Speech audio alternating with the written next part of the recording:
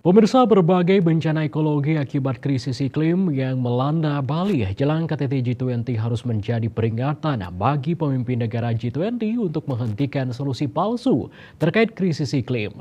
Para pemimpin negara G20 harus serius melakukan transisi energi terbarukan dan berkeadilan. Hal itu dikemukakan Financial Campaigner 350 Indonesia Suradi Darmoko yang memaparkan dalam rilisnya catatan dari BMKG, hujan ekstrim di Bali terjadi pada 22 titik penakaran hujan dengan nilai berkisar antara 105 mm per hari hingga 344 mm per hari. Rekor baru curah hujan harian tertinggi tercapai pada 17 Oktober 2022 di beberapa titik pos hujan seperti Palosari, Nusasari, Yehembang Kangin, Jatiluwih, Payangan, Besaki, dan Abang.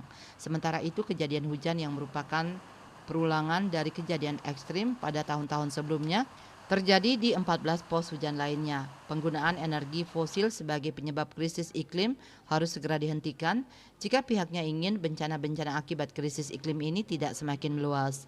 Dalam KTT G20 yang akan berlangsung 15 dan 16 November di Bali, jelas menyebutkan transisi energi berkelanjutan sebagai salah satu isu utamanya. Sayangnya dalam komunike di level menteri, G20 gagal mencapai kesepakatan. Saat ini justru ada informasi bahwa mekanisme kerjasama transisi energi berkeadilan atau Just Energy Transition Partnership JETP untuk Indonesia akan diluncurkan di KTT G20. Ia menyoroti kemungkinan JETP ini nantinya akan mendorong transisi energi yang berkeadilan secara sejati atau justru hanya akan dimanfaatkan untuk mendorong solusi-solusi palsu yang tidak menjawab tantangan krisis iklim dan kerusakan lingkungan dampak dari energi fosil. Salah satu kekhawatiran yang mendasar dari skema JETP dan juga skema pendanaan transisi energi lainnya adalah transparansi. Ketiadaan transparansi dalam proses JETP untuk Indonesia itu membuat minimnya keterlibatan masyarakat.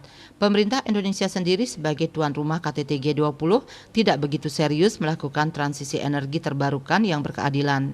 Kementerian SDM misalnya justru mewacanakan penggunaan energi yang mereka bikin label hijau tetapi masih berbasiskan batu bara dan energi fosil lainnya.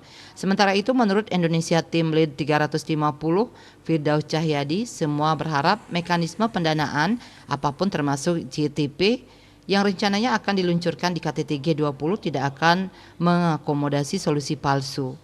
Apapun skema pendanaannya harus benar-benar mampu mengakhiri penggunaan energi fosil, berkeadilan bagi masyarakat rentan dan transparan.